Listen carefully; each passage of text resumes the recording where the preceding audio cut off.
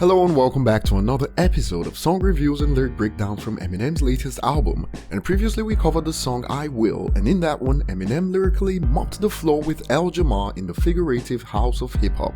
So if you missed that, check it out now at the link that pops up. And El Jamar is probably stuck in traffic on his way to Vlad's couch to respond, and likely make it about appearance since he's admitted that he's no match for Eminem lyrically. Speaking about the Vulture, he's already tried to get some attention by stating that Young M.A. out-rapped Eminem on this song, and he's been busy blocking people that are roasting him on Twitter. So today we'll be breaking down Unaccommodating, going through some sections of the song, and as usual, you can always add to this in the comments section below.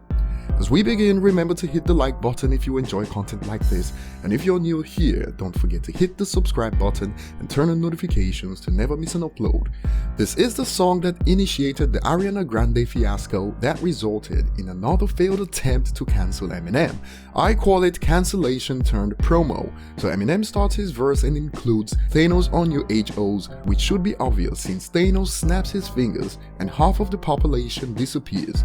Eminem and 50 Cent don't mind being petty, especially 50, who's been described as the petty god, but Eminem doesn't mean petty as in pedicure, and he states this as, but I don't paint toes. Now these days we've seen rappers painting nails and all that, including the likes of MGK and even Dax for instance, and some have even stretched this to be a shot at Dax, since the next bars include plunger and plumber in the word play, as Dax used to be one, but that's probably a stretch, who knows.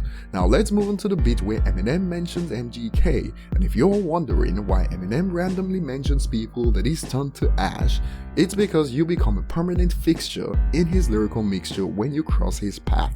Eminem states, "When they ask me is the war finished with MGK, of course it is. I cleansed them of his mortal sins, I'm God and the Lord forgives even the devil worshippers." Now something most people may have missed here is Eminem using the word mortal sins, which insinuates that as the rap god, MGK isn't fit to call himself the rap devil. God created the devil and MGK was only impersonating according to M. So it was a mortal sin since MGK is a mere human. A mortal sin cuts the sinner off from God's sanctifying grace until it is repented, and God forgives even the gravest of sins. Salvation is only certainly made available to human beings, so no cleansing for the devil. Now Eminem, as a student of hip-hop, learned from the greats that came before him, and Eminem mentioned names like Puba, Cube and more, but in his case some of those learning from him are struggling before his eyes. Eminem states this as, "But it seems like the more they study my music, the more they remind me of eyeballs. I'm watching my pupils get cornier." Now these bars are quite the spectacle for a couple of reasons. Pupil is part of the eye, and pupil also stands for a person who is taught by another.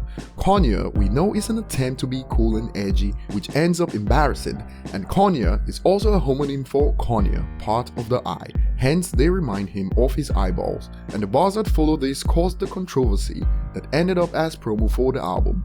The chorus includes Saddam and a play on Bin Laden's name for Bin Laden, which means he's heavily loaded or weighed down lately, and the names of all infamous people. Eminem starts the second verse and talks about how he's back with the Dr. Andre, adding, he never put no scrubs on from Snoop K-Dot to Shady.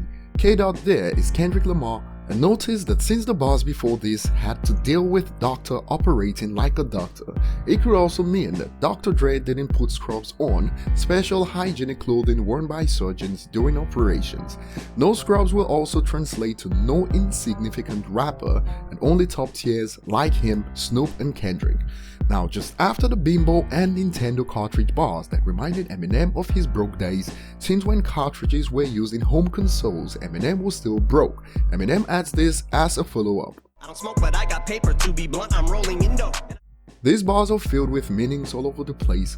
From a Mary J perspective, paper, blunt and rolling indo are familiar to those who indulge, but Eminem uses this to show just how much things have changed in his life financially.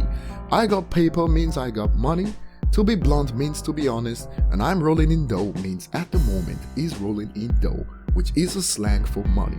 Notice how professional Outrageous didn't bother with the bars about run up in the church like pew pew pew. And that's the thing with selective outrage. This song is filled with them from Osama to pew pew pew. But let's only worry about Ariana Grande said those that rage for a living on social media. And towards the end, one of the best bars included was this. That's why they call me Kamikaze. It's plain suicide. Yeah.